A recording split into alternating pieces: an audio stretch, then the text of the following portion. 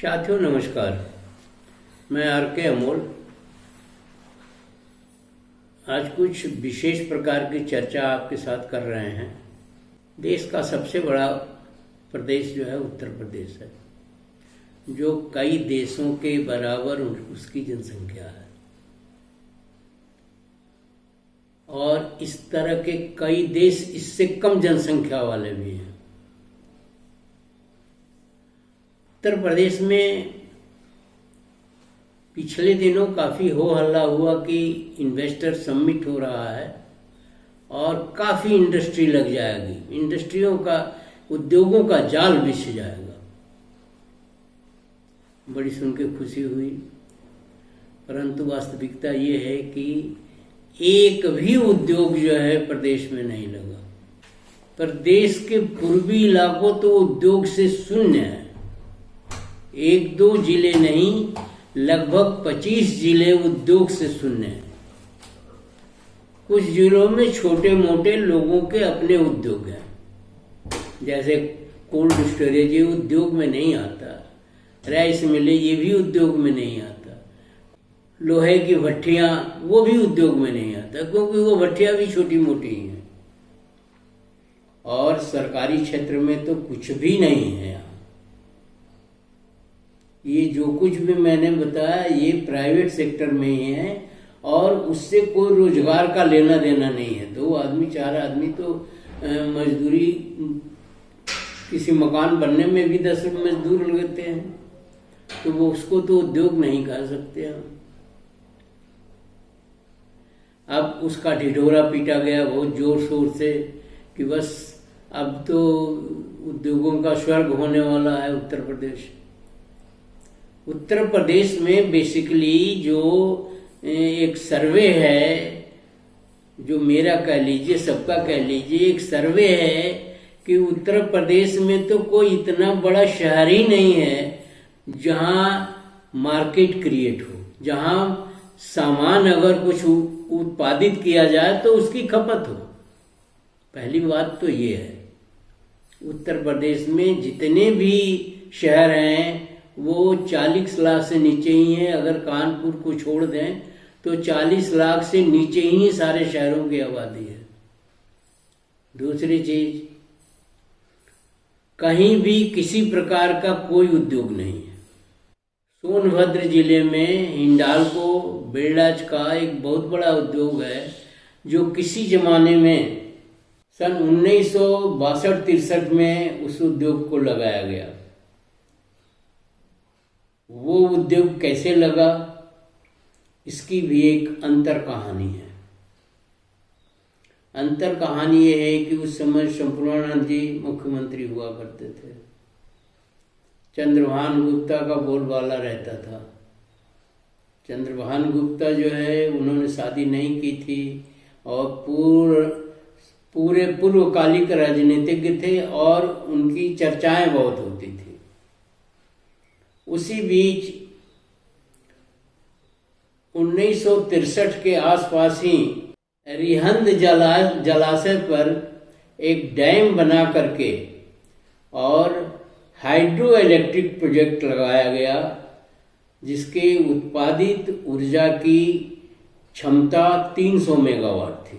उस समय काफ़ी हो हल्ला हुआ, इतनी बिजली क्या करेंगे, इतनी चीज़ें कहाँ खपत होगी, इसकी किस तरह से इसका उपयोग होगा, इतना पैसा सरकार का लगा, क्योंकि हाइड्रो इलेक्ट्रिक प्रोजेक्ट लगाने में कैपिटल बहुत ज़्यादा लगती है, थर्मल में उतनी कैपिटल नहीं लगती। तो काफ़ी हो हल्ला हुआ। सरकार भी, उत्तर प्रदेश सरकार भी चिंतित थी कि इतनी बिजली 300 मेगावाट काम करेंगे क्या। तो चंद्रभान गुप्ता ने बिरला से संपर्क स्थापित किया कि बिरला ही उस समय सबसे बड़े उद्योगपति थे कि आप इस बिजली का कुछ प्रोजेक्ट अपना लगाइए, कुछ कैसा करिए और हम एक मुश्त बिजली आपको देंगे। पूरा जितना उत्पादित होता है वो पूरी बिजली आप ले लीजिए और उत्पादन की कीमत पर ले लीजिए, कि सरकार को घाटा तो न हो। एक आप पूरी बिजली ले लेंगे तो हमारी जो लागत है वो तो हमको मिल जाएगी, सरकार को मिल जाएगी। वो 1 पैसा पर यूनिट लागत थी, क्योंकि हाइड्रो इलेक्ट्रिक प्रोजेक्ट में लागत कुछ भी नहीं होता है, खर्च कुछ भी नहीं होता है। डैम पर से पानी गिराया जाता है, नीचे टरबाइनें लगी रहती हैं और वो टरबाइनें चलती हैं तो जनरेटर भी चालू हो जाता है। तो कैपिटल ज़्यादा लगता है लेकिन रनिंग कॉस्ट कुछ भी नहीं होती, बहुत थोड़ा सा। ये स्थिति थी, ये अदूरदर्शिता इसको कहेंगे। आपको बिजली के बारे में या अपने देश के बारे में पूरी जानकारी नहीं है, जिसके परिणाम स्वरूप आप उत्पादन की कीमत पर बिजली देने को तैयार हो गए। और बिरला जी के पास जो है, उद्योगपतियों के पास जो है, बड़े बड़े इंजीनियर्स होते हैं, बड़े बड़े दूरदर्शी होते हैं, वो खुद भी दूरदर्शी होता है। उन्होंने कहा कि ठीक है, अगर आप इतनी सस्ती बिजली देंगे तो हम वहाँ एक प्रोजेक्ट लगाएंगे, क्योंकि बगल में मध्य प्रदेश है। मध्य प्रदेश से उन्हें बॉक्साइट मिल जाएगा, जो रॉ मटेरियल है एल्युमिनियम का। ये एल्युमिनियम का प्लांट है और एशिया का सबसे बड़ा प्लांट है। तो एल्युमिनियम का प्लांट लगाएंगे, बॉक्साइट हमें मध्य प्रदेश से मिल जाएगा, बिजली आप देंगे। बिजली भी एक रॉ मटेरियल है एल्युमिनियम के मेटालर्जी में या उत्पादन में। बात आई गई हो गई। बाद में सरकार को ये लगा कि ये तो मुफ्त में हम बिजली दे रहे हैं। फिर वो मामला लिटिगेशन में चला गया, मुकदमे में चला गया। और 25 साल बाद 1971 में मुकदमा शुरू हुआ और 2000 के आसपास जो उस मुकदमे का निपटारा हुआ, कभी हाई कोर्ट, कभी यहाँ कभी वहाँ। फिर सरकार कभी अपील कर रही है, कभी बिरला जी अपील कर रहे हैं। इस तरह करते करते 25 वर्ष बीत गए। 25 वर्ष में बिरला जी ने अपना पावर हाउस लगा लिया रेणुसागर में और बाकी पावर सरेंडर कर दिया, क्योंकि 25 वर्ष का ही एग्रीमेंट था। ये एक हिस्ट्री से आपको किस्सा बता रहे हैं। 25 वर्ष का ही एग्रीमेंट था। 25 वर्ष में उन्होंने अपना पावर हाउस बना लिया और डबल सर्किट की लाइन बना करके 132 kV की, वो रेणुसागर से जो 40 किलोमीटर दूर है, वो बिजली जो है रेणुकूट हिंडाल्को में लाया है। सरकार ने जो पैसा मांगा वो उन्होंने चूंकि लोड सरेंडर कर दिया, सरकार का झगड़ा भी खत्म हो गया। उस पर जो टैक्स वैक्स बनता था वो टैक्स भी बिरला जी ने जमा कर दिया, जो 25-26 करोड़ से ज्यादा ही हुआ था। अब आज की स्थिति में 300 मेगावाट बिजली जो है वो स्टार्टअप पावर के रूप में है। स्टार्टअप पावर भी बताएंगे, स्टार्टअप पावर के रूप में है। स्टार्टअप पावर वो होता है जब ग्रिड फेल कर जाता है, ओवरलोडिंग या जैसे भी जो भी स्थिति हो। ग्रिड में 7 प्रांत हैं, दिल्ली, हरियाणा, पंजाब, जम्मू एंड कश्मीर, उत्तर प्रदेश और बिहार। अब उत्तराखंड भी उसी में जोड़ लीजिए। तो ये इसका एक ग्रिड है, इसको उत्तरी ग्रिड बोलते हैं। तो जब ग्रिड फेल होता है तो पूरा सिस्टम जो है ठप पड़ जाता है। पूरे इन 7 प्रांतों की बिजली ठप हो जाएगी। और जब ठप हो जाएगी तो उसको चालू करने के लिए हमें पावर चाहिए। चालू क्या करना है उसमें? जो पावर हाउसेज में फीड पंप लगे हुए हैं, जो पावर हाउसों में बॉयलर लगे हुए हैं, जो बिजली उत्पादन के लिए जो एक्सेसरीज है उसको बिजली चाहिए। वो बिजली जो है 300 मेगावाट बिजली रिहंद से दी जाती है, क्योंकि रिहंद में कहीं से फ्यूल नहीं लाना है, कहीं से कोई पंप नहीं लाना है, वो हाइड्रो पावर है। और नरोरा मुरादाबाद में एटॉमिक पावर है। ये दोनों जो है स्टार्टअप पावर हैं ग्रीन फेल्योर की दशा में। एक कहाँ हम 1960 की बात बता रहे हैं जब अदूरदर्शी थी स्थिति, और एक आज की बात बता रहे हैं कि बहुत दिनों से, आज का मतलब बहुत दिनों से वो स्टार्टर पावर के रूप में यूज होता है। अब स्थिति क्यों ऐसी हो गई?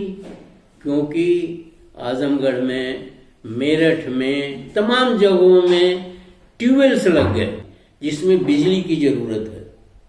कुछ उद्योग धंधे भी लगे, उसमें भी बिजली की जरूरत है। तो हमें बिजली का प्रचार प्रसार करना पड़ा। 64-65 से लेकर के 70-72 तक काफी बिजली का प्रचार प्रसार हुआ। बहुत सारे पावर हाउस लगे, बहुत सारी चीजें लगी। एक रिनेशा टाइप, जागरण टाइप आ गया। ये बहुत बारीक चीज है, और इससे अनाज का उत्पादन बढ़ गया, सुख सुविधाएं बढ़ गई, घरों में बिजली लग गए, काफी छोटे मोटे उद्योग लग गए, तो बिजली की खपत बढ़ गई। और बिजली का ये क्या किया गया, ये कांग्रेस के जमाने में हुआ। अब आज के जमाने में आते हैं। आज के जमाने में ढोंग पाखंड आडंबर बढ़ता जा रहा है। इन्वेस्टर समिट होती हैं, उसमें मालपुआ खाया जाता है, हलवा खाया जाता है, बड़े बड़े होटलों में उन्हें रुकाया जाता है। कुछ इस तरह का कार्यक्रम होता है, और बाकी हर कीर्तन और कथा और पूजा और पाठ और मंदिर का निर्माण और ये सब तो होता ही रहता है। तो अब हम कहाँ जा रहे हैं, किस दिशा की तरफ मुड़ गए हैं? और एक वो स्थिति थी, अब हमारे शासक कहते हैं कि मैं अपने लोगों को इजराइल भेज रहा हूं नौकरी के लिए। कितनी हास्यास्पद बात है कि एक शासक जो इन्वेस्टर सबमिट कराता है कि देश में उद्योग, प्रदेश में उद्योगों से लैस हो जाएंगे, वो अपने लोगों को अब इजराइल भेज रहा है, क्या कहते हैं, नौकरी के लिए। इजराइल एक छोटा सा देश है, हम समझते हैं कि उत्तर प्रदेश से भी छोटा है। हंसी आती है इन मूर्खता के ऊपर कि इस तरह की स्थिति होती है, और लोग तो इजराइल अपने आप जा रहे हैं। जब यहाँ नौकरी नहीं मिलेगी, लोगों को अपने बच्चे पालने हैं, अपने खर्चे करने हैं, तो लोग अपनी जान हथेली पर रख करके दूसरे देश इजराइल जा रहे हैं जहाँ लड़ाई चल रही है। और आप बेशर्मी से कह रहे हैं कि हम अपने लोगों को इजराइल भेज रहे हैं नौकरी के लिए, जबकि वो रेगुलर उनका काम है जाना बाहर, क्योंकि यहाँ कोई रोजगार धंधा नहीं है। पूर्वी उत्तर प्रदेश के मुख्यमंत्री पूर्वी उत्तर प्रदेश के लिए कुछ नहीं कर पाए और उसको चौपट किया। और उसको जब उद्योग नहीं लगेंगे, जब प्रोग्रेस नहीं होगी, विकास नहीं होगा, तो प्रदेश जाएगा कहाँ? इतनी छोटी सी बात अगर समझ में नहीं आती शासकों की। एक हमने किस्सा बताया, जब हिंडाल्को लगा तो और दूरदर्शिता थी उनको जानकारी नहीं थी कि 300 मेगावाट पावर कुछ भी नहीं होता।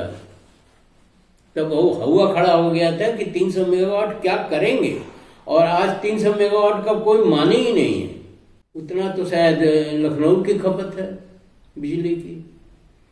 आप इस धर्म की आग में, इस जातिवाद की आग में, इस पिछड़ेपन की आग में जनता को झोंक रहे हैं, ये सही नहीं है। इन मंदिरों से, इस धर्म से, इस पूजा पाठ से कुछ भी नहीं होने वाला। चाहे आप 10,000 बार नहीं 10 लाख बार भगवान भगवान कर लीजिए, कुछ नहीं होना है। लेकिन एक इंडस्ट्री पूर्वी इलाके में लगा दीजिए, 2 इंडस्ट्री लगा दीजिए, 3 इंडस्ट्री लगा दीजिए, देखिए वहां किस तरह से लोग जो है आपको हाथों हाथों ले लेते हैं और किस तरह से लोग खुशहाली में आ जाते हैं। ये करने की बजाय आप अपने लोगों को ही इजराइल के युद्ध में झोंक रहे हैं। और आप उसमें वाहवाही भी ले रहे हैं, अनावश्यक रूप से आप क्रेडिट भी ले रहे हैं। ये सही नहीं है। जनता तो असहाय है। आपके राम राम और श्याम श्याम के चक्कर में जनता तो पिस रही है। करे क्या वो? शिक्षा का प्रचार प्रसार आप करेंगे नहीं, क्योंकि आपकी पता नहीं क्या स्ट्रेटेजी है, मनोरोगी वाली स्ट्रेटेजी है, क्या है, कैसे है, समझ में नहीं आता। अगर ये अंग्रेज नहीं आते होते तो हम तो इस ब्राह्मणी व्यवस्था में या पुरानी व्यवस्था में या सड़ी व्यवस्था में हम तो सड़ी गए होते। जो कुछ भी है वो ठीक है कि हमें गुलाम बना के रखे थे, लेकिन उन्होंने काफी कुछ काम भी किया, क्योंकि वो खुद भी शिक्षित थे। पूना की स्थिति मैं जानता हूँ, 17वीं 18वीं शताब्दी में घोर अत्याचार होते थे। और अत्याचार होता किस पर है?